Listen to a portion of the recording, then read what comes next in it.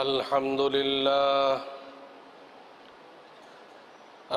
لله نحمده ونستعينه ونستغفره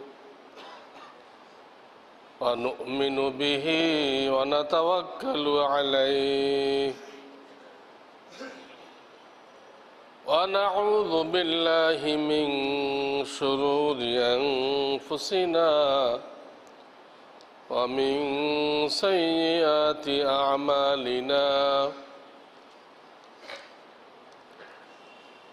من يهده الله فلا مضل له ومن يضلل فلا هادي له ونشهد أن لا إله إلا الله وحده لا شريك له ونشهد أن سيدنا ومولانا محمدا عبده ورسوله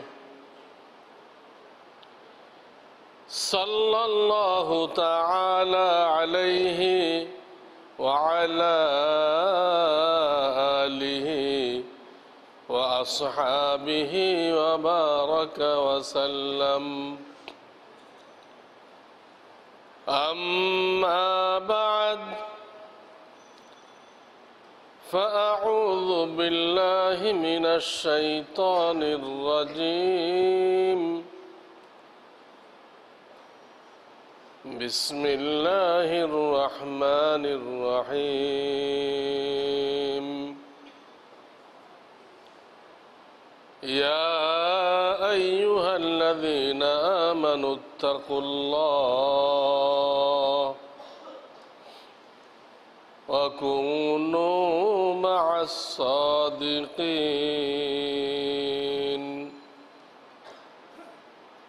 وقال رسول الله صلى الله عليه وسلم المتمسك بسنتي عند فساد أمتي فله أجر شهيد أو كما قال رسول الله صلى الله عليه وسلم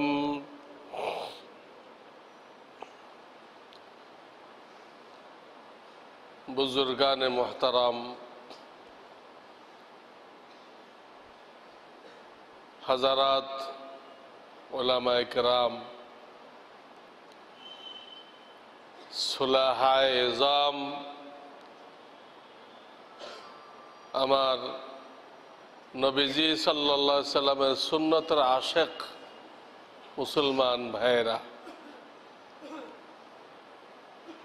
আল্লাহ রাব্বুল আলামিন বড় মেহেরবানি করে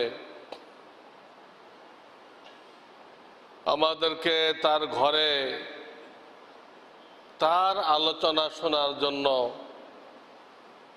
একসাথে বসার তৌফিক দান করেছেন। আলহামদুলিল্লাহ। হাদিসে কুদসির মধ্যে আসছে, আমাদের পরওয়ারদিগার বলেন, ইযা যাকারানি আবদি ফি নাফসিহি যাকারতুহু ফি নাফসি ওয়া ইযা যাকারানি ফি মালাইন যাকারতুহু ফি মালাইন খায়রিম মিন আও কামা ক্বাল। আল্লাহ রাব্বুল আলামিন বলতেছেন, আমার বান্দা একা একা যখন আমাকে স্মরণ করে তো আমি রব্বুল আলামিন আমিও একা একা তাকে স্মরণ করি। এর ব্যাখ্যায় দেখা যায় আমরা যে আল্লাহকে স্মরণ করি এর পূর্বে আল্লাহ আমাদেরকে স্মরণ করেন, ওটার ওসিলায় আমরা স্মরণ করি। আমাদের কোনো ফজিলত নেই, কিন্তু আমি একটা বিরাট কিছু বুজুর্গ হয়ে গেছি, আমি আল্লাহকে স্মরণ করি। আল্লাহ দয়া করে আপনাকে আমাকে স্মরণ করতেছে, ওটা আপনার আমার দিলে ধাক্কা লাগতেছে, ওই ধাক্কায় আমরা আল্লাহকে স্মরণ করতেছি। কাজেই বড়াই না করে শুকর করতে হবে যে আল্লাহ আমাকে স্মরণ করছেন, আমাকেও তিনি তৌফিক দিয়েছেন তাকে স্মরণ করার জন্য। বড়াই চলবে না। যে যতটুকু ভালো কাজ করতে পারি কোনোটার উপরে কোনো বড়াই চলবে না, আমি করেছি না, আল্লাহ তৌফিক দিয়েছেন, আল্লাহ তৌফিক দিয়েছেন। দ্বিতীয় অংশে বলা হইতেছে, আমার কিছু বান্দা যখন মজলিস কায়েম করে আমার আলোচনা করে, যেমন এখন আল্লাহ আমাদেরকে তৌফিক দিয়েছেন, তো আল্লাহ বলতেছেন আমি রব্বুল আলামিন নিষ্পাপ ফেরেশতাদের মজলিসে আমি ওই লোকগুলোর আলোচনা করি।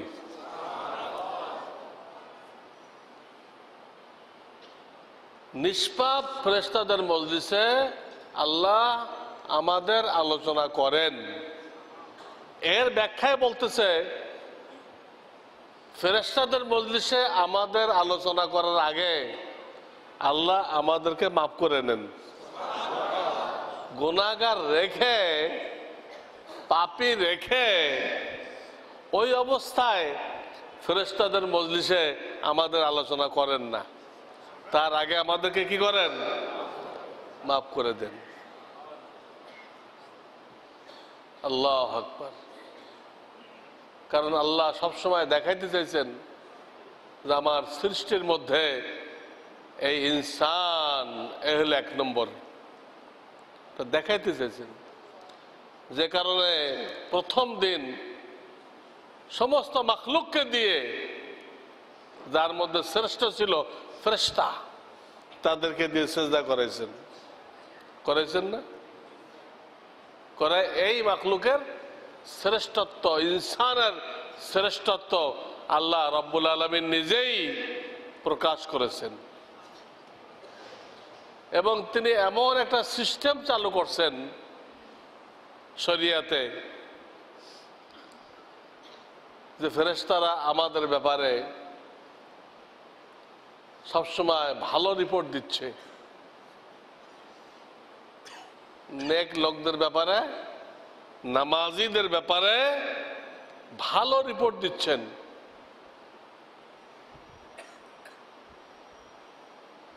মানুষ যখন ঘুমায়, ঘুমের থেকে সকালে ওঠে, উঠে কি করে? ফজর নামাজ পড়ার এক গ্রুপ তো তার আগের থেকেই তাহাজ্জুদ পড়ে, পড়ে না? এক গ্রুপ তো আল্লাহ তাদেরকে তৌফিক দিছে, তারা ফজরের ঘন্টাখানি বা আধা ঘন্টা আগে তাহাজ্জুদ শুরু করে দেয়। তারা তো অনেক বড় ভাগ্যবান। কারণ অন্যান্য সময় আমরা আল্লাহর দরবারে চাই, আল্লাহর দরজা খটখটাই, আর তাহাজ্জুদের সময় স্বয়ং রব্বুল আলামিন আমাদের দরজা খটখটায় যে আমি রহমতের ভান্ডার নিয়ে আসছি, তোমাদের যার যা দরকার নাও। আল্লাহ খটখটায়। আল্লাহ প্রথম আসমান থেকে আমাদেরকে ডাকেন, আমি তোমাদের জন্য রহমতের ভান্ডার নিয়ে আসছি। তবে এটা তো অনেক ফজিলাতের জিনিস। তা আমরা অনেক সময় ঘাবড়াই কেন? অনেকে শেষ রাত্রে উঠতে সাহস করে না, মাথা ঘোরায় না, কি হয়। অথচ আল্লাহর হাবিব সাল্লাল্লাহু আলাইহি সাল্লাম সহজ করে দিয়েছেন, সহজ করে দিয়েছেন। তুমি ইশার সুন্নতের পরে বেতেরের আগে 2 রাকাত বা 4 রাকাত তাহাজ্জুদের নিয়তে পড়ো, তোমার নাম তাহাজ্জুদের খাতায় লেখা হয়ে গেল। আর শেষ রাত্রের জন্য নিয়ত রাখো, শেষ রাত্রের জন্য কি করো, নিয়ত রাখো। যদি পড়তেও না পারো, ইস্তেনজা করার জন্য ওঠো আর 2-4 বার আস্তাগফিরুল্লাহ পড়ে নাও, তো তুমিও তাহাজ্জুদ পড়নেওয়ালাদের কাতারে আসো। আর কি সহজ করবে? এই রাত্রে ইশার পরে, সুন্নতের পরে, বেতেরের আগে 2 রাকাত অথবা 4 রাকাত তাহাজ্জুদের নিয়তে পড়লেন আপনি, আর নিয়ত রাখলেন, তো আল্লাহ আপনাকে তাহাজ্জুদ গুজার বান্দাদের কাতারে শামিল করে নিচ্ছেন। এটা এমন একটা নামাজ, এই নামাজ যারা পড়বে আল্লাহ তাদেরকে অবশ্যই তার ওলিদের কাতারে শামিল করে নেবেন। ওটা উত্তম, কিন্তু উত্তমটা করতে পারবো না বলে আপনি একদম ছেড়ে দিবেন? বাজ বুজুর্গারা দিন উদাহরণ দিচ্ছেন, ইক্ষু, ঢাকায় বলে গ্যান্ডারি, এটা মিষ্টি না? হ্যাঁ, তো গোড়ার দিকে একটু বেশি মিষ্টি আর আগার দিকে একটু কম মিষ্টি, কিন্তু এটা যে জন্ডিসে ফায়দা পৌঁছায় আল্লাহর কুদরতে, এই ফায়দা পৌঁছানোর দিক দিয়ে গোড়ার আগার মধ্যে কোনো পার্থক্য নেই। কথা বুঝতেছেন? আগারটা খাইলেও ফায়দা হবে, গোড়াটা খাইলেও ফায়দা হবে। তো ঈশার পরে যে তাহাজ্জুদ পড়লেন, এটা ওই গ্যান্ডারির আগারটা খাইলেন, আর শেষ রাত্রে যদি আল্লাহ চোখ খুলে দেয়, উঠতে পারেন, গোড়ার দিক দিয়ে খাইলেন, ফায়দা একই হবে, কিন্তু ওইটা একটু মজা লাগবে বেশি। ফায়দা এক, কিন্তু একটা একটু মজা বেশি। তো এই মজার জন্য আপনি তাহাজ্জুদটাই ছেড়ে দিবেন? যাই হোক, আমি বলতেছিলাম যাদের আল্লাহ তৌফিক দেয় অবশ্যই এটা পড়তে হবে, তা ছাড়া যাবে না। আর ফজর তো পড়তেই হবে। তো মানুষ ঘুমের থেকে উঠে তাহাজ্জুদ পড়ুক বা নাই পড়ুক, ফজর তো পড়ে। ওই সময় ফেরেশতারা আসে। কারা আসে ওই সময়? ফেরেশতারা। হ্যাঁ, ইন্না সালাতাল ফাজরি কানা মাশহুদা, শোনেন না ইমাম সাহেবরা কেরাতে পড়ে, আকিমিস সালাতা লিদুলুকিশ শামসি ইলা গাসাকিল লাইল ওয়া কুরআনাল ফাজর ইন্না কুরআনাল ফাজরি কানা মাশহুদা। পড়ে? এটা পড়ে, ইন্না কুরআনাল ফাজরি কানা মাশহুদা।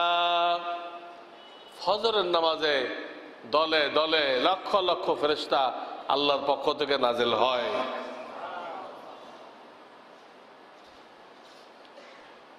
তখন তারা লিখতে আরম্ভ করে যে আল্লাহর বান্দা ঘুমের থেকে উঠেই নামাজ পড়ার প্রস্তুতি নিচ্ছে। ঘুমের থেকে উঠেই কিসের প্রস্তুতি? ওই সময় কেউ দোকানদারের প্রস্তুতি নেয়? নেয় না। নিলে সে ভুল করতেছে। আবার এই গ্রুপ যখন চলে যাবে, নতুন আর এক গ্রুপ আসবে আসর মাগরিবের মাঝখানে। তো ওরা যাইতেছে, তখন এই রিপোর্ট নিয়ে যাইতেছে যে বান্দা মাগরিবের নামাজের প্রস্তুতি নিচ্ছে। আবার যারা আসতেছে তারা কি লিখতেছে যে বান্দা মাগরিবের নামাজ পড়তেছে। তো দুনো গ্রুপ যে রিপোর্ট পেশ করতেছে, এই রিপোর্টের শুরুতেও নামাজ, শেষেও নামাজ। যারা সন্ধ্যা আসতেছে তাদের রিপোর্টে শুরু আছে এরা মাগরিব পড়তেছিল, আমরা যখন গেছি ওরা মাগরিব পড়তেছিল, আর যখন চলে আসছি তখন ওরা ফজরের প্রস্তুতি নিচ্ছিল। আবার যারা আসছে তারা কি লিখতেছে যে আমরা যখন গেছি ওরা ফজরের নামাজের প্রস্তুতি নিচ্ছিল, ফজর পড়তেছিল, যখন চলে আসছি তো মাগরিবের নামাজের প্রস্তুতি নিচ্ছিল। শুরুও নামাজ শেষও নামাজ, শুরুও নামাজ শেষও নামাজ, দুনো গ্রুপের রিপোর্ট একরকম। তা আল্লাহ বলে আর কি, শুরুও নামাজ শেষও নামাজ, তো পুরাটাই নামাজ লিখে দাও, পুরাটাই নামাজ লেখো, এর শুরুও নামাজ শেষও নামাজ, আর কি চাও? তারা যেহেতু মানা করছিল, তাহলে এই গ্রুপ বানায় লাভ কি? এটা খোনাখুনি করবে, আমরাই তো আছি তসবিহ তাহলিল করার জন্য। কিন্তু তাদের তসবিহ তাহলিল আর বান্দার নামাজ এক কথা না। ফেরেশতাদের তসবিহ তাহলিল আর আপনার আমার নামাজ এক কথা না।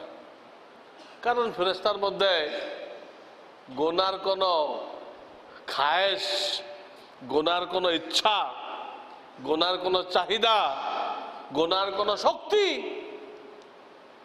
বা দুনিয়ার কোনো চাহিদা তার ভিতর নেই। আছে না? আপনার আমার দিলে আছে, ঢাকায় আমার একটা বাড়ি থাকা দরকার, একটা গাড়ি ভাঙাচোরা হোক থাকা দরকার, এরকম কিছু খায়েশ থাকে না সবার? সব খায়েশ পুরা হয় না, থাকে কি না? থাকে। কিন্তু ফেরেশতাদেরকে এই খায়েশ আছে আমার একটা গাড়ি থাকতে হবে, বাড়ি থাকতে হবে, বিবি থাকতে হবে, কোনো খায়েশ নেই। বাড়ি দিয়ে কি করবে? গাড়ি দিয়ে কি করবে? বিবি দিয়ে কি করবে? সে পুরুষও না মহিলাও না, ফেরেশতারা পুরুষও না মহিলাও না, খায়ও না পানও করে না। যাকে যে দায়িত্ব আল্লাহ লাগাই রাখছে, লা ইয়াসুনাল্লাহা মা আমারাহুম ওয়া ইয়াফআলুনা মা ইউমারুন। যে ফেরেশতাকে যে দায়িত্বে আল্লাহ লাগাই রাখছেন সে ওটা করে যাচ্ছে মেশিনের মতো। এক গ্রুপে কইছে তুমি রুকু করো, কিয়ামত পর্যন্ত রুকুই করতে থাকবে। এক গ্রুপে কইছে তুমি সিজদা করো, সিজদাই করতে থাকবে। এটা কখনো এক সেকেন্ডের জন্য আল্লাহর নাফরমানি করে না। ওদের যেহেতু দুনিয়ার কোনো চাহিদা নেই, গুনাহের কোনো চাহিদা নেই, এই জন্য তাদের ইবাদত এক ধরনের, এটা আল্লাহর কাছে অতটা মূল্যবান না। কিন্তু আপনার আমার ভিতরে দুনিয়ার অনেক চাহিদা আছে, আছে কি না? এবং গুনাহ আপনার আমার কাছে মজা লাগে। আল্লাহর ভয়তে আমরা অনেকে করি না, কিন্তু মজা লাগে কিনা? হ্যাঁ, একটা সুন্দর গান যদি হয় আর কানে আওয়াজ আসে তো শুনতে মনে চায়, কিন্তু আল্লাহ আল্লাহরা শোনে না। না, এইটা যদি শুনি তো স্বয়ং রব্বুল আলামিন জান্নাতের মধ্যে কোরআন তেলাওয়াত করে শোনাইবেন। আমি হারাম সুর যদি শুনি তো ওই সুরের থেকে বঞ্চিত হয়ে যাব, এই মনে করে আমরা শুনতেছি না, কিন্তু মজা তো লাগে। একটা সুন্দরী মহিলা, কার না দেখতে মনে চায়?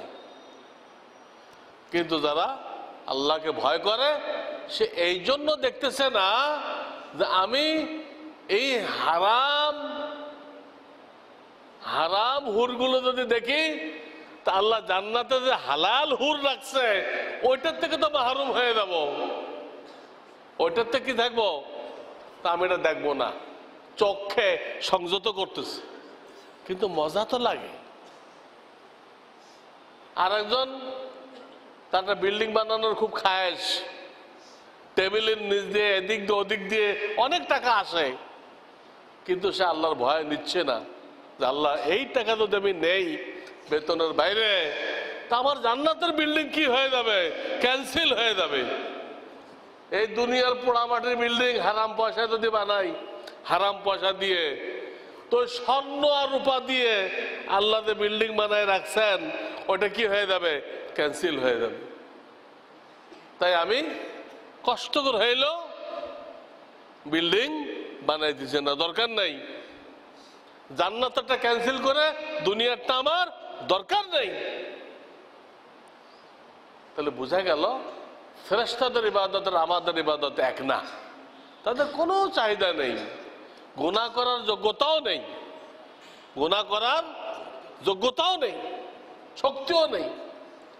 আমাদের অনেক চাহিদা, ইচ্ছা করলে গুনাহ করতে পারি, আমাদের গুনাহ করার যোগ্যতা আছে, গুনাহ করার শক্তি আছে, কিন্তু কেন করতেছি না? ওয়া আম্মা মান খাফা মাকামা রাব্বিহি ওয়া নাহান নাফসা আনিল হাওয়া ফাইন্নাল জান্নাতা হিয়াল মাওয়া। আল্লাহ বলতেছে আমার সামনে দণ্ডায়মান হইতে হবে। এটা যে মনে রাখে এবং ভয় পায় এবং নিজের নফসকে গুনাহ থেকে কন্ট্রোল করে, শুনে রাখো তার ঠিকানা জান্নাত। ওয়া আম্মা মান খাফা মাকামা রাব্বিহি, আল্লাহর সামনে দাঁড়াইতে হবে, প্রত্যেকের জীবনের হিসাব দিতে হবে, পুরো জিন্দেগির হিসাব দিতে হবে। 60-70 বছর 80 বছর আল্লাহ হায়াত দিয়েছেন, এই হায়াতটা কোন কাজে লাগানো হয়েছে কৈফিয়ত দিতে হবে। প্রত্যেকটা মিনিটের কৈফিয়ত দিতে হবে, প্রত্যেকটা টাকার কৈফিয়ত দিতে হবে। এই টাকা তুমি হালাল ভাবে ইনকাম করছিলে না হারাম ভাবে, এবং এই টাকা তুমি হালাল ভাবে খরচ করছিলে না হারাম ভাবে শয়তানের কথা মতো। প্রত্যেকটা টাকার হিসাব দিতে হবে। সব আল্লাহর দেওয়া নেয়ামত, আল্লাহর দেওয়া নেয়ামত। তো বলতেছিলাম ফেরেশতাদের ইবাদত আমাদের ইবাদত এক না। এই জন্য ফেরেশতা থাকা অবস্থায় আল্লাহ কি করলেন? এই ইনসানকে বানাইলেন। ফেরেশতারা তাদের বুঝ মতো পরামর্শ দিছিল যে আল্লাহ এই গ্রুপকে না বানাইলে ভালো। আল্লাহ এক কথা শেষ করে দিলেন, ইন্নী আলামু মা লা তা'লামুন, আমি জানি যা তোমরা জানো না। পরে আল্লাহ এমন সিস্টেম করলেন, ফেরেশতারা বুঝলো যে না এই জাতি আমাদের থেকে অনেক ঊর্ধ্বে। বনি আদম যদি আল্লাহর বান্দা হয়, আল্লাহর বন্দেগী করে, সে ফেরেশতা থেকে অনেক ঊর্ধ্বে। স্বয়ং ফেরেশতারা রিপোর্ট দিচ্ছে। কারা রিপোর্ট দিচ্ছে? ফেরেশতারা। ঈশার নামাজের পরে হাদিসের মধ্যে আসছে, ঈশার নামাজের পরে গপগুজারি করা, দুনিয়াবি লম্বা আলাপ সালাপ করা, এটা নিষেধ। ঈশার নামাজের পরে আপনি হাদিস কোরআন পড়েন, এরকম আল্লাহর কথা শোনেন, রসুলের তরিকা শোনেন, এটা নিষেধ না। দুনিয়াবি আলাপ আলোচনা গপগুজারি মাকরুহ, নিষেধ। কেন? ঈশার নামাজ যখন জামাতে পড়ে মানুষ, তার ভিতরে একটা নূর সৃষ্টি হয়, একটা শক্তি সৃষ্টি হয়, একটা স্টিম শক্তি তৈরি হয়, স্টিম। ওই স্টিম দিয়ে সে তাহাজ্জুদের জন্য ওঠে, ফজরের জন্য ওঠে। বুঝতেছেন আমার কথা? একটা প্লেন এমনি উঠতে পারে না, ওই যে জমিনে দৌড় দেয় দেখছেন, হ্যাঁ? তখন পড়তে হয় সুবহানাল্লাযী সাখখারা লানা হাযা, তখন বাস, ওটা কি বাস। পর্যাপ্ত স্টিম তৈরি হয়ে গেল, তখন উড়াল দেয়, তখন আর বাস থাকে না, তখন হয়ে যায় পানির জাহাজ। কি হয়ে যায়? জাহাজ হয়ে যায়, ওটার নাম জাহাজ। পানির জাহাজের দুলতে থাকে থাকে, ও হাওয়ার মধ্যে কি করতে থাকে? দুলতে থাকে, ঠিক কিনা? তখন পড়তে হবে বিসমিল্লাহি মাজরেহা ওয়া মুরসাহা ইন্ন ইন্না রাব্বি লাগাফুরুর রাহিম। জাহাজের দোয়া পড়তে হবে। আল্লাহু আকবার। স্টিম তৈরি হয়ে গেছে, হ্যাঁ, বেলুনের মতো এত হাজার হাজার মন নিয়ে, টন নিয়ে হাওয়ার ভিতরে উঠতেছে। তো ঈশার নামাজ যখন পড়ে, হাদিস আছে বান্দাকে আধা রাত পর্যন্ত নফল নামাজ পড়া সওয়াব দিয়ে দেওয়া হয়। আবার যখন ফজরের নামাজ জামাতে পড়ে তো পুরা রাত নফল নামাজের সওয়াব দেওয়া হয়। তো ঈশার পরে দুনিয়াবি কথাবার্তা এই জন্য নিষেধ। ঈশার নামাজ দ্বারা যে নূর তৈরি হয়েছিল, স্টিম তৈরি হয়েছিল, যেটা দিয়ে সে আল্লাহর দিকে উড়াল দিতে পারত, তাহাজ্জুদ পড়তে পারত, দুনিয়াবি গমগুজারি করলে ওইটা নষ্ট হয়ে যায়। ওই স্টিমটা কি হয়ে যায়, সব লিক হয়ে বেরোয় যায়, আর উঠতে পারে না। উঠতে চাইলেও দেখে যে না, মাথা ব্যথা করতেছে, শরীরটা কেমন কেমন করতেছে, স্টিম নেই, শক্তি নেই। এই জন্য ঈশার নামাজের পরে দুনিয়াবি কথাবার্তা কমাই দিতে হবে, তাহলে তাহাজ্জুদ পড়া, ফজরের নামাজ জামাতে পড়া সহজ হয়ে যাবে। আমরা সব কাজ রাখি ঈশার নামাজের পরে। আমাদের তো গলত এইখানে, এই দিকে গলত। ঈশার নামাজের পরে যতদূর সম্ভব দুনিয়ার কাজ না রাখা, জলদি জলদি ঘুমাই দাও। আর এখন মানুষ 2-3টা পর্যন্ত, রাত 3টা পর্যন্ত এই গুনার কাজে লিপ্ত থাকে, আর ফজর পড়তে পারে না। কি কৈফিয়ত হবে, কি কৈফিয়ত দিবে? এই জন্য ভাই আমি আয়াত পড়ছি, দিন কিভাবে আসবে। কামিয়াবির একমাত্র তরিকা হলো আপনার আমার ভিতরে দিন আসা, ইমান আমল পয়দা হওয়া। এটা কামিয়াবির একমাত্র বিষয়। আমাদের আসল বাড়ি হলো জান্নাত। আসল বাড়ি কোথায়? যেখানে আমাদের আব্বা আম্মা ছিলেন, আদম হাওয়া। দুনিয়াটা টোটাল বিদেশ, সম্পূর্ণ বিদেশ। এখানে 60-70 বছরের একটা ভিসা দিয়ে আল্লাহ পাঠাই দিয়েছেন, এখানে যাও, ওই আসল বাড়িতে আরামে থাকার জন্য কিছু সামান নিয়ে আসো। তোমার আসল বাড়িতে আরামে থাকার জন্য এই বিদেশ থেকে কিছু ডলার, কিছু রিয়াল নিয়ে আসো। এটা বিদেশ, এইখানে অস্থায়ী ঠিকানা আছে, কিন্তু এটা আসল বাড়ি না। কবরস্থান হলো এয়ারপোর্ট। আমার শায়েখ বলছেন, হযরত মাওলানা শাহ আবরারুল হক রহমাতুল্লাহ আলাই, কবরস্থান কি জিনিস? এটা এয়ারপোর্ট। সব আত্মীয় স্বজনরা যে তারা বিমানবন্দরে ঢুকাই দিয়ে সব বাড়ি চলে আসে, ঠিক কিনা?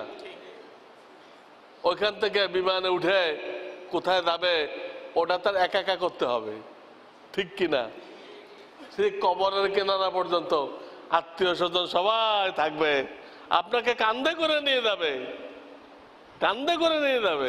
রিক্সায় করে নেবে না, কারে করে নেবে না, কান্দে করে নিয়ে যাবে। নিয়ে এই কবরের গেট দিয়ে ঢুকাই দেবে। এখন আল্লাহ পর্যন্ত তুমি একাই যাও, যে যা কিছু করছো তার পুরস্কার নাও। তো এটা বিদেশ। এখন আমরা কোথায় আছি? বিদেশে আছি। একটা সময় আসবে আমরা যারা এখানে বসে আছি এর একজনও দুনিয়া থাকবো না, একজনও না। আমাদের নবীজি সাল্লাল্লাহু আলাইহি সাল্লাম জীবনের শেষের দিকে একদিন রাত্রে ঈশার নামাজের পরে বললেন, ঈশার নামাজের পরে বললেন যে আজকে রাতটা নোট করো, এই রাতটা কি করো? নোট করো। সবাই নোট করতে বললেন। তারপর বললেন এইখান থেকে 100 বছরের মাথায় আমরা যারা আছি আমাদের কেউ ভূপৃষ্ঠে থাকবো না, সম্পূর্ণ নতুন একটা ব্যাচ এখানে আসবে। সম্পূর্ণ নতুন ব্যাচ। তখন 10ম হিজরি চলতেছিল। কত হিজরি? তো দেখা গেছে 110 হিজরিতে সর্বশেষ সাহাবী আবু তুফাইল ওনার ইন্তেকাল হয়ে গেছে। ওইখান থেকে 100 বছরের মাথায় কোন একজন সাহাবী দুনিয়াতে বেঁচে নাই। সবচেয়ে কম বয়সী সাহাবী যারা, সবচেয়ে ছোট যারা, তারা 110 হিজরিতে কি হয়েছে? মারা গেছে। তো তিনি কি বুঝাই দিলেন যে একটা ব্যাচ দুনিয়াতে থাকে,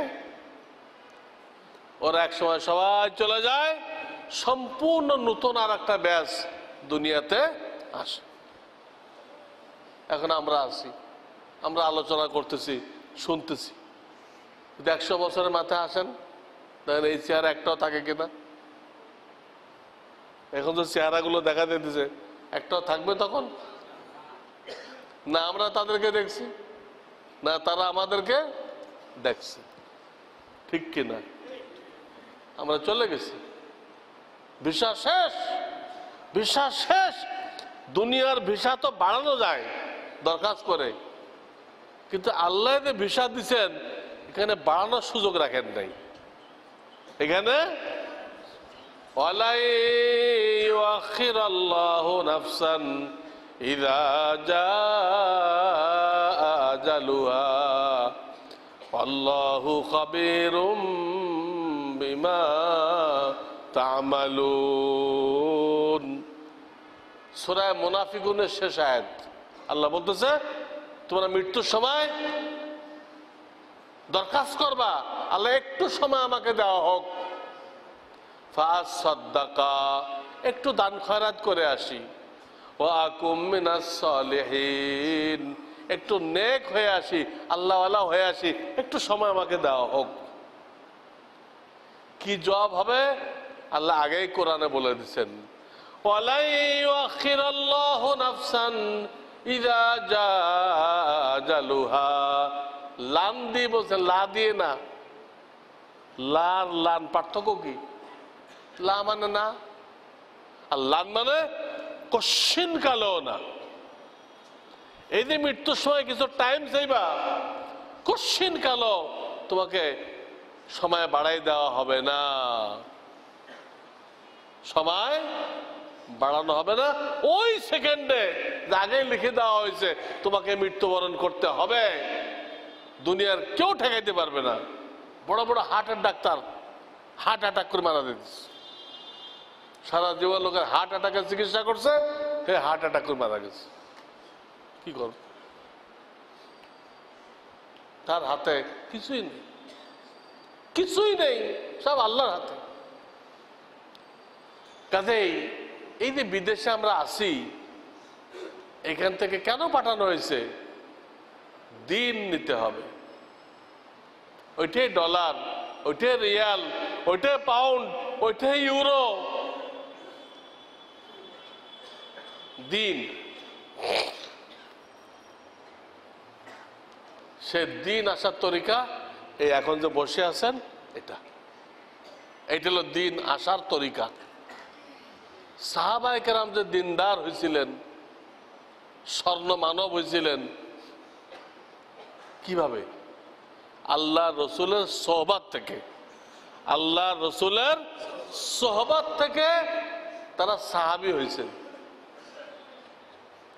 সাহাবী হয়েছেন। সোহবত কাকে বলে? এখন যেভাবে আপনারা আল্লাহকে পাওয়ার আশায় বসে আছেন, এখানে আর কিছু নেই। এখানে যেই কথা বলবে কিভাবে আমরা আল্লাহওয়ালা হই এই বলবে, আর কিছু আছে এখানে? দুনিয়ার কোনো চাকচিক্য আছে? কিচ্ছু নেই, শুধু আল্লাহকে পাওয়ার জন্য। তারা এই নিয়েতে আল্লাহ রসুলের সামনে বসছে, তো আল্লাহ তাদেরকে স্বর্ণ মানুষ বানিয়ে দিচ্ছেন। তাদের এত বড় ফজিলাত হাদিসে আসছে, নবীজি বলেন যে আমার একজন সাহাবী যদি 100 গম দান করে, আর তোমরা যদি উহুদ পাহাড় পরিমাণ স্বর্ণ দান করো, তো তোমাদের উহুদ পাহাড় পরিমাণ স্বর্ণ দান করা থেকে আমার সাহাবীর এক সের গম দান করা, এটা আল্লাহর কাছে মূল্য বেশি। উহুদ পাহাড় 3 মাইল লম্বা, এই পরিমাণ স্বর্ণ দান করা সম্ভবপর না আমাদের। তারপরও কথা বোঝানোর জন্য বলা হয়েছে, যদি করেন, করতে পারেন আপনি, তো ওই 1 সেরের সমান হবে না। কেন? এটাকে আল্লাহ কোনো পার্সিয়ালিটি করলেন? খোদার কসম, আল্লাহ কোনো পার্সিয়ালিটি করে না।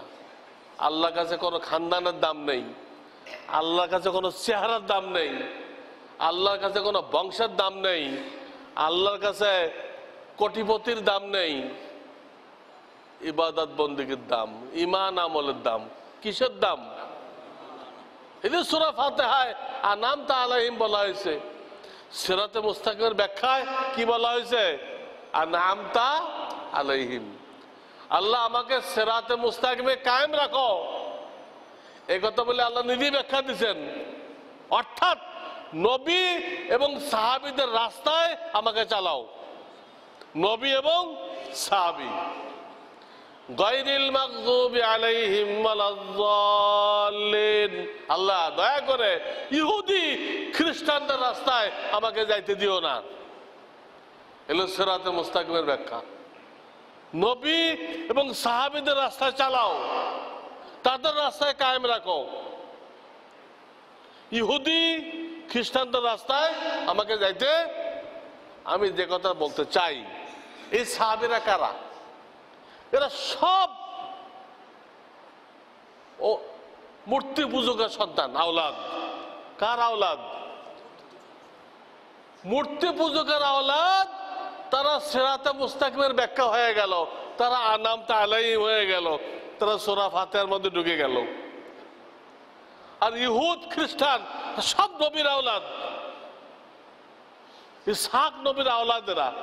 ইহুদিরাও মূল খ্রিস্টানরা, আমাদের এই চাকমা গারো এই খ্রিস্টান না, মূল যারা খ্রিস্টান ছিল ওরা সব নবীর আওলাদ। এই নবীর আওলাদরা মুহাম্মদ রাসূলুল্লাহকে ফলো করলো না, তার উপর ঈমান আনলো না, তো তাদের উপরে মাগজুব মানে কি? গজব নাযিল হয়েছে। গজব, আল্লাহ লানত নাযিল হয়েছে। আর যাল্লিন মানে কি? তাদেরকে পথ দেওয়া হয়েছিল, পথ হারাই ফেলছে। পথ দেওয়া হয়েছিল কিন্তু কি করছে? ঈসা আলাইহিস সালাম সহি পথ দিয়ে যায় নাই, দেয় নাই। ওনাকে আসমানে উঠাই নেওয়ার পরে যারা ওনার সাহাবী ছিল তারা সহি পথ দেখায় নাই, দেখাইছিল। কিন্তু একটা ইহুদির বাচ্চা, এর নাম হলো সেন্ট পল। এর নাম কি? সে খ্রিস্টান ধর্মের উন্নতি দেখে খুবই হিংসা করল, করে এই ধর্মটাকে নষ্ট করার জন্য সে বাহ্যিকভাবে নিজে কি হয়ে গেল? কি হয়ে গেল? খ্রিস্টান হয়ে গেল। এ কিন্তু আসল বড় মুনাফিক। আর কোরআন ছাড়া অন্য কোনো কিতাব হেফাজত করার জন্য আল্লাহ তাআলা কোনো ঘোষণা করেন নাই। কোরআনকে কিয়ামত পর্যন্ত সংরক্ষণ করবেন, এর একটা নুক্তা, একটা জের জবর কেউ বেশম করতে পারবে না। আগের কিতাব সম্পর্কে এই ঘোষণা নেই, যে কারণে এই সেন্ট পল সে খ্রিস্টান হয়ে গেল, আসলে কিন্তু সে ইহুদি হয়ে পাহাড়ে জঙ্গলে 1 বছর সে কি করলো? তপ জপ করলো, করে এসে বলল যে ঈসা আলাইহিস সালাম আমার সাথে কয়েকবার দেখা করছেন, করে আমাকে অরিজিনাল ইনজিল দিয়ে গেছেন। কি দিয়ে গেছেন? অরিজিনাল ইনজিল দিয়ে গেছেন। দিয়ে জায়গায় জায়গায় সে মাহফিল করলো, করে ওই অরিজিনাল ইনজিলের দাওয়াত দিল। তখন যারা ঈসা আলাইহিস সালামের আসল নায়েবে রাসূল ছিল, উলামা ছিল, তারা জনগণকে বুঝাইলো যে সেন্ট পল যা বলতেছে অরিজিনাল ইনজিলের কথা, এর কোনোটাই তো আমাদের কাছে যে ঈসা আলাইহিস সালামের তালিম আছে ওর সাথে মিলতেছে না। ওই ধর্মের আলেমরা সবাইকে বুঝাইলো। যেমন সে 3 খোদার দাওয়াত দিল। কয় খোদার? সেন্ট পল 3 খোদার দাওয়াত দিল। মূল খোদা একজন, তার ছেলে একজন, আর পাক রূহ একজন। 3 খোদার দাওয়াত দিল।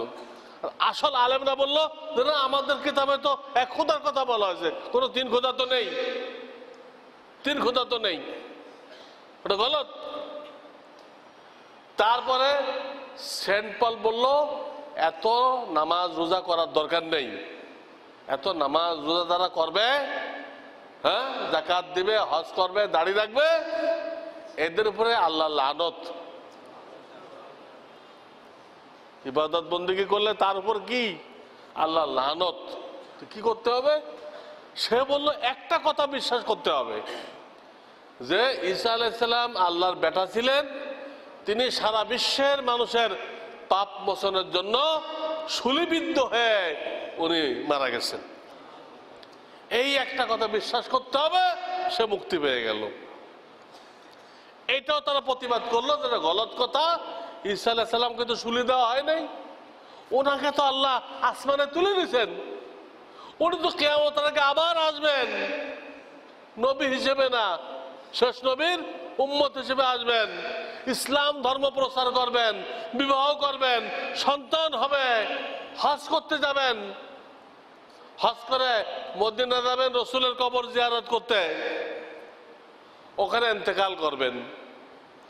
আমাদের নবীজি বলে গেছেন, আমার পাশে একটা সিট খালি রাখবা, ঈসা আলাইহিস সালাম ইন্তেকাল করবে, আমার পাশে ওনাকে শোয়াবা। তো একটা সিট খালি রাখা হয়েছে, রসুলের পাশে একটা সিট কি করা হয়েছে? খালি রাখা হয়েছে, তিনি আবার আসবেন। তো আসল খ্রিস্টান ধর্মের যারা আলেম, তারা বললো না, শূলি দেওয়া হয় নাই, ওনাকে জিন্দা উঠাই নেওয়া হয়েছে, উনি আবার নাজেল হবেন সিরিয়াতে, সিরিয়াতে নাজেল হবেন। কেন? ওটা গলত কথা। সেন্ট পল বলল খতনা করা এটা মুসলমানই, মুসলমান দেয় না, এটা লানতের কাজ, এটা দেওয়া যাবে না। এটাও তারা প্রতিবাদ করলো না, এটা তামাম নবীর সময় এটা সুন্নত ছিল, এটা দিতে হবে। মোট কথা, সে অরিজিনাল ইনজিল বলে যা বলল, ওলামারা সবটাই প্রতিবাদ করে দিল যে এগুলো তো মূল কিতাবে নেই। কিন্তু এই সেন্ট পল এত বড় বাকপটু ছিল যে অধিকাংশ লোক ওই বাকপটু হওয়ার কারণে, তর্কবাগীশ হওয়ার কারণে ওই সেন্ট পলের কথা মানলো, ওলামাদের কথা মানলো না। তখনই তারা কি হয়ে গেল? হেদায়েত থেকে লাইনচ্যুত হয়ে গেল। আল্লাহ তাদেরকে হেদায়েত দিছিল, তারা হেদায়েত থেকে কি হয়ে গেল? লাইনচ্যুত হয়ে গেল। এদের লাইনচ্যুত হয়, এদেরকে আরবিতে দাল্লিন বলে। আল্লাহ রাস্তা দিছে, খামখেয়ালি করে এই রাস্তা থেকে তারা সরে গেল। এখন দুনিয়াতে যারা খ্রিস্টান আছে, এখন দুনিয়াতে যারা খ্রিস্টান আছে, কোন খ্রিস্টান ঈসা আলাইহিস সালামের উম্মত না। ঈসা আলাইহিস সালামের ইনজিল এদের কারো কাছে নেই, চ্যালেঞ্জ করতেছি আমি। বর্তমান দুনিয়ার কোন খ্রিস্টানের কাছে হযরত ঈসা আলাইহিস সালামের ইনজিল নেই। এরা যে ইনজিল দেখাইতেছে, এটা তো ইনজিল বলেও না, বলে বাইবেল। এটা কার লেখা? সেন্ট পলের লেখা।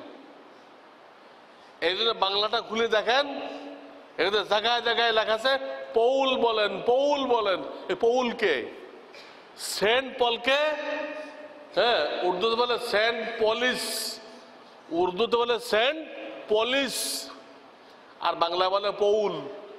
বাংলা কি বলে? পৌল। জায়গায় জায়গায় পৌল বলেন, পৌল অমুক শহরে গেলেন, এই বক্তৃতা দিলেন, এটা দিয়ে ভরা। যদি আল্লাহর কোরআন হয়ে থাকে, এ তো ঈসা আলাইহিস সালামের আসমান উঠায় নেওয়ার অনেক পরে সে আসছে। এই ঈসা আলাইহিস সালামের কোনো সাহাবীও না, তো তার কথা আল্লাহর কিতাবে কিভাবে আসে? আমাদের কোরআনে আবু বকর সিদ্দিকের কোনো কথা আছে রাদিয়াল্লাহু তাআলা? আমাদের কোরআনে হয়তো ওমরের কোনো কথা আছে? হ্যাঁ, এত বড় সাহাবী, তাহলে খ্রিস্টানদের ধর্মীয় কিতাবে সব পৌলের কথা কেন? বর্তমান দুনিয়ার খ্রিস্টানরা তাদের ঈসা আলাইহিস সালামের কিতাবের উপরে নেই, ঈসা আলাইহিস সালামের ধর্মের উপরে নেই, তারা পৌলের ধর্মের উপর আছে।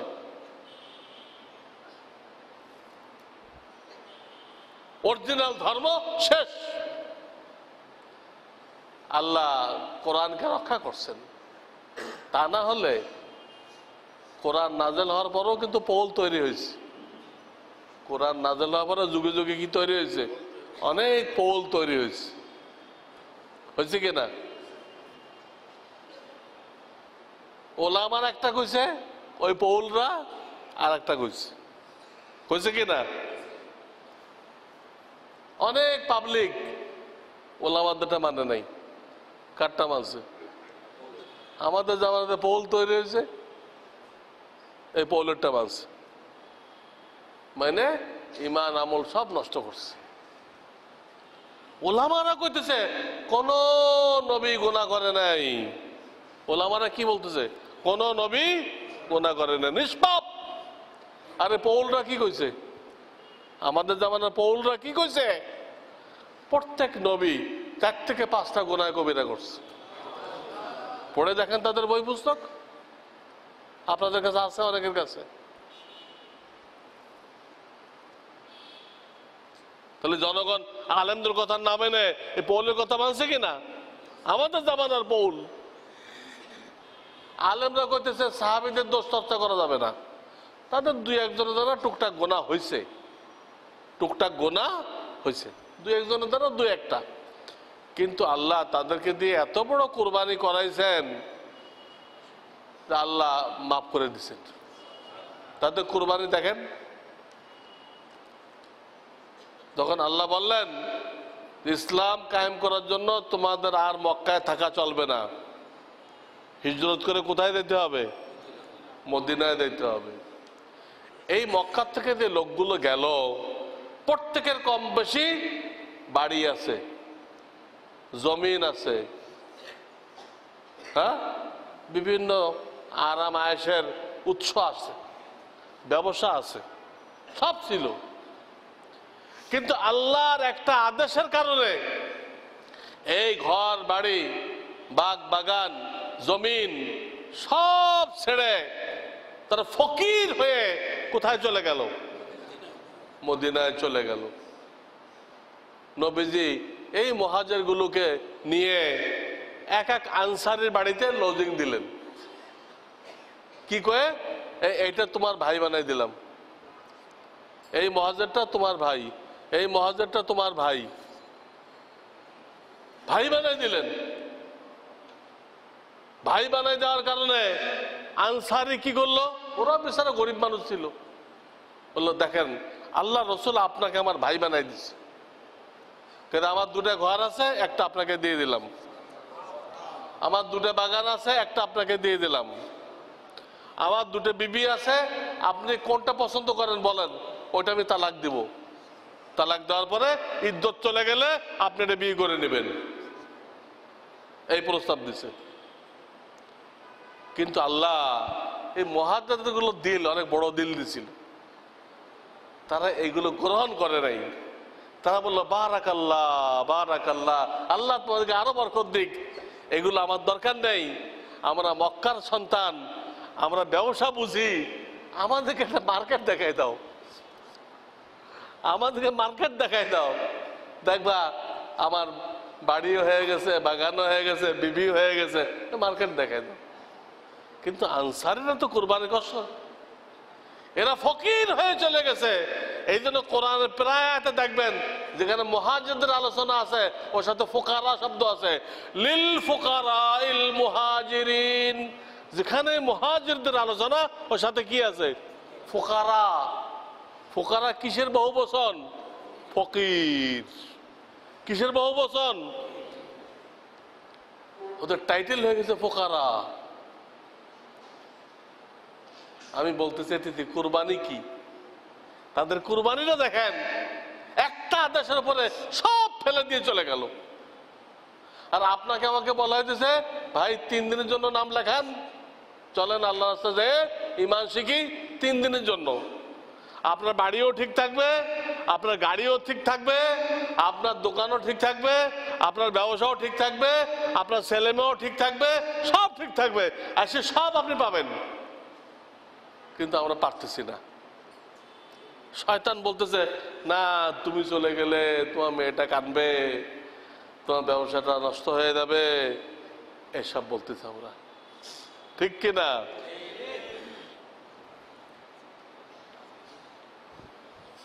টাইম হয়ে গেছে, 8টার দিক দেন, 8টার দিকে দেন। হ্যাঁ, আজকের জন্য 8টায় দেন। কি বলতেছিলাম? সব ঠিক থাকবে, 3 দিনের জন্য আল্লাহ রাস্তায় বের হও। কয়জন পারতেছি আমরা বলেন ভাই? পারতেছি? মনে হয় আমাদের জান বেড়ে যেতেছে। তবলিগওয়ালাদের দেখলে আগে অনেকে নারাজ হয়ে যায়, এই লোকগুলো বেকার, আমারও বেকার মনে করছে। এই লোকগুলো বেকার আর আমারও কি মনে করছে, আরে ইমান আমলের মেহনত করা বেকার? ইমান কোন পৈতৃক সম্পত্তি? ইমান কোন পৈতৃক সম্পত্তি? কোশ্চেন কেন? এ তো মেহনত করে হাসিল করার জিনিস।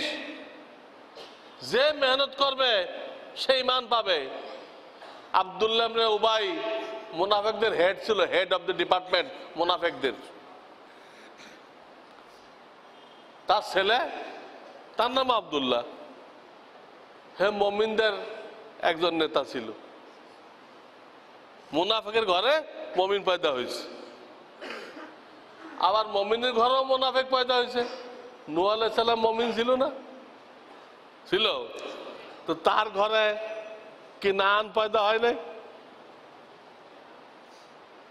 এই জন্য নবীজি হযরত ফাতেমাতুজ জাহরাকে বললেন, পয়সা কড়ি যা লাগে আমার কাছে চাও, তো যদি পয়সা লাগে আমি তোমার বাপ, আমার কাছে চাই নাও, কিন্তু আখিরাতে তোমার যদি ইমান না থাকে আমি কোনো উপকার করতে পারবো না। তুমি যদি ইমান না শেখো, ইমান হাসিল না করো, আমি তোমার পিতা নবীদের সর্দার, আমি কিন্তু কোনো উপকার করতে পারবো না। পরিষ্কার বলে দিলেন নবীজি তার কলিজার টুকরা মেয়েকে, পরিষ্কার বলে দিলেন তোমার ইমান তোমাকে শিখতে হবে, এটা না হলে আমি উপকার করতে পারবো না। সুতরাং নূহ আলাইহিস সালাম তার ছেলেকে উপকার করতে পারবেন না, কেনানকে উপকার করতে পারবেন না, ইব্রাহিম খলিলুল্লাহ তার পিতা আজরকে উপকার করতে পারবেন না, লূত আলাইহিস সালাম তার স্ত্রীকে উপকার করতে পারবেন না, মুহাম্মদ রাসূলুল্লাহ তার চাচা আবু তালেবকে উপকার করতে পারবেন না। কেন? ঈমান আনে নাই। ঈমান না আনলে তার নাজাতের কোনো ব্যবস্থা নেই। তার জন্য কেউ শাফাত করবে না। কোন বেঈমানের জন্য কোন নবী রাসূল গাউস কুতুব কেউ শাফাত করবে না। ঈমান শিখতেই হবে। ছেলের ঈমান ছেলেকে শিখতে হবে, বাপের ঈমান বাপকে শিখতে হবে, যারটা তাকে শিখতে হবে। এটা অন্তরের বিশ্বাসের নাম। কাজেই মনে করবেন না যে গাট্টি মুকসা বেকার লোকদের কাজ, প্রত্যেকটা মুসলমানের কাজ। আজকে আপনি বর্ডার এলাকায় দেখেন তো, বর্ডার এলাকায় নীলফামারী, রংপুর, কুড়িগ্রাম, হাজার হাজার খ্রিস্টান নরনারী তারা জীবন বিসর্জন করে দিছে তাদের বাতিল ধর্ম, পৌলের ধর্ম প্রচার করার জন্য। একটু সাহায্য দিয়েই লোকেরা আর ঋণের টাকা দিতে পারে না। ঋণের টাকা দিতে ওই সুযোগে কি বানাই দিছে, অথচ তারা কিন্তু আলেম না, পাবলিক। কেউ লন্ডন থেকে আসছে, কেউ আমেরিকা থেকে আসছে, কেউ জার্মান থেকে আসছে, আলেম না। হাসপাতালে রোগীর খেদমত করতেছে, পায়খানা পরিষ্কার করতেছে। কি জন্য? এই খেদমত করে সে বাতিল ধর্ম দাওয়াত দিবে, বাতিল ধর্ম দাওয়াত দিবে। তার উদ্দেশ্য কিন্তু ধর্ম না, উদ্দেশ্য এই ধর্মের মাধ্যমে বিশ্ব জয় করা, এই ধর্মের মাধ্যমে কি করা? বিশ্ব জয় করা, বিশ্বকে হাতের মুঠায় নেওয়া। আসল ধর্ম ব্যবসায়ী তো আমেরিকা। ভুল ধর্ম প্রচার করে সে বিশ্বে দাদাগিরি করার জন্য এইসব এনজিও গুলোকে বসাই দিচ্ছে। এর নাম ধর্ম ব্যবসায়ী। এরা যা ধর্ম প্রচার করতেছে তার নাম ঈসা আলাইহিস সালাম। তিনি বলছেন, ইয়া বানি ইসরাইল ইন্নী রাসূলুল্লাহ ইলাইকুম, হে বনি ইসরাইল, আমি তোমাদের নিকটে রসুল। বনি ইসরাইলের বাইরে আমি কি না? রসুল না। দুনিয়ার সব মানুষকে বনি ইসরাইল নাকি? আমরা তো বনি ইসরাইল নাম না। এশিয়াতে যারা বাস করে এরা বনি ইসরাইল না। তো তাদের নবী বলে গেছে আমি বনি ইসরাইলের রসুল, এবং তিনি শেষ নবীর সুসংবাদ দিয়ে গেছে। আমি আসছি কেন? আমার পরে একজন নবী আসবেন, তিনি কিয়ামত পর্যন্ত তোমাদের সাথে থাকবেন। তোমাদের সাথে থাকবেন মানে তার ধর্ম জারি থাকবে। তোমাদের সাথে থাকবেন মানে তার ধর্ম কিয়ামত পর্যন্ত টিকে থাকবেন। আমি তার সুসংবাদ দিতে আসছি। এই খ্রিস্টানরা হঠধর্মী করে তাদের নবীর কথা প্রচার না করে ওই সেন্ট পলের কথা প্রচার করতেছে। এই ধর্মের অনেক লোক তারাও সেন্ট পল হয়ে গেছে, রসুলের কথা প্রচার না করে কুফরি কথা প্রচার করতেছে। নবীদের ভুল ধরতেছে, সাহাবীদের ভুল ধরতেছে না। অথচ বলতেছিলাম যে একজন সাহাবীর এত মূল্য, কিয়ামত যত গজ কুতুব আসবে সব যদি এক পাল্লা রাখেন, আর যে সাহাবী 1 মিনিটের জন্য আল্লাহ রসুলকে দেখছে তাকে আর এক পাল্লা রাখেন, তো কার ওজন বেশি হবে? সাহাবীর পাল্লা ভারী হবে। তাদের সমালোচনা করা যায়? আল্লাহ আল্লাহ ফি আসহাবি, আল্লাহকে ভয় করো, আল্লাহকে ভয় করো আমার সাহাবায়ে কেরামের ব্যাপারে। লা তাত্তাখিযুহুম গরাযাম মিন বাদি, আল্লাহ রাসূল বলতেছে আমার মৃত্যুর পরে খবরদার তাদের সমালোচনা করবা না। যে তাদেরকে মহব্বত করে সে মূলত আমি মুহাম্মদ রাসূলুল্লাহকে মহব্বত করে। যে আমার কোন সাহাবীর প্রতি বিদ্বেষ রাখে সে মূলত আমি মুহাম্মদ রাসূলুল্লাহর ব্যাপারে বিদ্বেষ রাখে। এই কথা বলার পরে এবং আর এক হাদিসে তিনি বলেছেন, কোন ব্যক্তিকে যখন দেখো আমার কোন সাহাবীর দোষ চর্চা করতেছে তো পরিষ্কার বলে দাও লানাতুল্লাহ আলা শাররিকুম, তোমার উপরে আল্লাহ লানত। এরপর আমাদের অনেক ভাই ইসলাম কায়েম করার নাম করে সাহাবীদের দোষ চর্চা করতেছে কিনা? হযরত মুআবিয়া রাজতন্ত্র কায়েম করছে, নাউযুবিল্লাহ। হযরত মুআবিয়া রাজতন্ত্র কায়েম করছে, তো ইহুদিদের লেখা ইতিহাস, ইহুদিদের লেখা ইতিহাস। তারপর তারা বলে হযরত উসমান স্বজন প্রীতি করছে, বলেন নাউযুবিল্লাহ। যার কাছে আল্লাহ রসুল দুইটা মেয়ে দিলেন, দ্বিতীয়টা মারা যাওয়ার পরে আল্লাহ রসুল বলেন যে উসমান আমার যদি আরেকটা মেয়ে থাকতো আমি তোমার কাছে বিয়ে দিতাম। এই লোকটার নামে এই অপবাদ খাটে খাটে সব ইহুদিদের লেখা ইতিহাস। তারা আরবিতে বড় বড় ইতিহাস লিখছে এই সাহাবীদের দোষ চর্চা করে। সেই আরবি ইতিহাসগুলো ইংরেজি করা হয়েছে, সেই ইংরেজি থেকে বাংলা করে আমাদের দেশের স্কুল কলেজে ইসলামী হিস্ট্রির নামে পড়ানো হইতেছে। এগুলো পড়ে আমাদের ছেলে পেলে সাহাবী বিদ্বেষী হয়ে যেতেছে। ইসলামী হিস্ট্রি পড়ে ইমানদার হওয়ার কথা ছিল, ইমানদার না হয় কি হয়েছে? সাহাবী বিদ্বেষী হয়েছে। সাহাবী বিদ্বেষী হলে ইমান থাকবে? ইমান থাকবে? ইমানের কিতাবে কি লেখা আছে? হুব্বুহুম দীনুন ওয়া ঈমানুন ওয়া ইহসান, আমার সাহাবায়ে কেরামের মহব্বত এটাই ঈমান, এইটাই দ্বীন, এইটাই ইসলামের পরিপূর্ণতা। ওয়া বুগযুহুম কুফরুন ওয়া নিফাকুন ওয়া তুগয়ান, আমার সাহাবায়ে কেরামের দোষ চর্চা করা কুফরি কাজ, মুনাফিকি কাজ এবং সীমা লঙ্ঘন।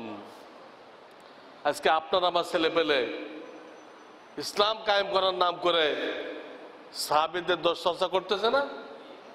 আমাদের জামানার পৌলের বই পড়ে এগুলোকে সিলেবাস বানায়, হ্যাঁ, তার মন গড়া তফসির পড়ে তার ইমান নষ্ট করতেছে না? সে তো মনে করতে আমি ইসলামের জন্য জান দিয়ে দিচ্ছি, আমি ইসলামের জন্য ফাঁসি বরণ করতেছি। আরে তোমার তো ইমানই নেই, ইসলাম কোন জায়গাতে হলো?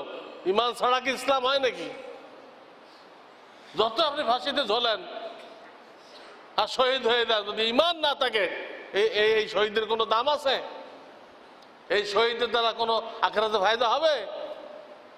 ভাই, কারোর সাথে আমাদের বিদ্বেষ নেই, শুধু আখিরাতে আমাদেরকে দায়ী না করা হয় যে অমুক অমুক যে পৌল ছিল, এটা তো আমাদের হুজুরা বলে নাই। অমুক অমুক যে পৌল ছিল, হ্যাঁ, সেন্ট পল ছিল, এই উম্মতে সেন্ট পল, এইটা তো আমাদের হুজুরা বলে নাই। এই কথা যারা যদি যেন আপনারা বলতে না পারেন, এই জন্য আমাদের বলতে হয় যে এই লোকগুলো গোমরাহ, এদের তাফসীর পড়বেন না, এদের বই পড়বেন না। আর এটা বলার পরও যদি করেন তো সে নিজ দায়িত্বে বেঈমান হয়ে যাবে, নিজ দায়িত্বে দোজখে যাবে, কোনো আলেমকে দোষী করতে পারবে না। আমাদের কি কারোর সাথে দুশ্মনী আছে? যারা পৌল হয়েছে, কোন পৌলের সাথে আমাদের দুশ্মনী আছে? জমাজমিনে গ্যাঞ্জাম আছে? তো কেন বলতেছে এই কথাগুলো? শুধু মুসলমানদের ঈমান রক্ষা করার জন্য। এবং দিন আসবে এইভাবে, এখন যে বসে আছেন এরকম বসে থাকতে হবে হক্কানি আলেম ওলামার সামনে, হক্কানি পীর মাশায়েখের সামনে, এইভাবে বসে থাকতে হবে। তো এলেমও আসবে, আমলও আসবে, এলেমও আসবে, আমলও আসবে। কত ইন্টারনেট বেরোছে, কত কিছু বেরোছে, তার মধ্যে ইসলামী প্রোগ্রাম দিছে ইহুদিরা। কারা দিছে? ইহুদিরা, যারা এই নবীদের ভুল আবিষ্কার করছে, নবীদের ভুল আবিষ্কার করছে। এই বর্তমান বাইবেল খুলে দেখেন, এক এক নবীর নামে কি পরিমাণ ভুল তারা ধরছে। নিজেরা গুনাহ করার স্বার্থে নবীদের নামে এই ভুলগুলো তারা লিখছে, তাতে নিজেদের গুনাহ করতে কি হয়? সুবিধা হয়। সাহাবীদের ভুল ধরছে। সহিহ ইতিহাস যদি জানতে চান, আমার লেখা ইসলামী খেলাফত ধ্বংসের ইতিহাস একটা বই আছে, ইসলামী খেলাফত ধ্বংসের ইতিহাস, পড়ে দেখেন। হযরত মুয়াবিয়া কোশ্চেন কাল রাজতন্ত্র কায়েম করে নাই, হযরত উসমান গনি কোশ্চেন কাল স্বজন প্রীতি করে নাই। ইহুদিদের লেখা ইতিহাস, তারাই নবীদের ভুল ধরছে। আর এইগুলো আমাদের সেন্ট পলরা সব তাদের বই পুস্তকে লিখছে। আর এইগুলো আমাদের দেশের এক লোক জনৈক আব্দুর রহিম বাংলা করছে, এই পড়ে পড়ে সব গোমরা হয়েছে। জনৈক আব্দুর রহিম এগুলো কি করছে? বাংলা করছে। ছিল উর্দুতে থাকতো, এই ভেজাল বড়িগুলো এই লোকটা বাংলা করছে করে আমাদের দেশের লোক গোমরা করছে। এই দেশের লোকের গোমরার জন্য সব দায় দায়িত্ব এই লোকটার কাঁধে পড়বে। ইংরেজরা 4টে লোকরা খরিদ করছিল। একজন তো নবীদের ভুল ধরলো, সাহাবীদের ভুল ধরলো, 4টেকে খরিদ করছে। আর একজনে নবুয়তের দাবি করলো, ওই যে বকশিবাজারে তাদের আছে, এই ইংরেজের খরিদা। আর একজনে বললো মাযহাব মানার দরকার নেই, হাদিস বগলে রাখো যথেষ্ট। ইংরেজের খরিদ করা গোলাম মোহাম্মদ হুসেন বটালবি। এই বটালবি বললো, এই প্রথম আওয়াজ তুলতে, এর আগের কেউ বলে নাই দুনিয়াতে। 1400 বছর পর্যন্ত সমস্ত মানুষ মাযহাব মানে আসছে, চারো মাযহাব গলায় গলায় দুস্তি। আমরা শাফিদেরকে মহব্বত করি, শাফিরা আমাদেরকে মহব্বত করে। চারো মাযহাব ঠিক। 4টে মাযহাব মানে কি? আপনার মসজিদে গেট, মসজিদে ঢুকা 4টে দরজা। 4 মাযহাব মানে কি? 4টে দরজা, জান্নাতে যাওয়ার 4টে রাস্তা, কোনো বিরোধ নেই এখানে।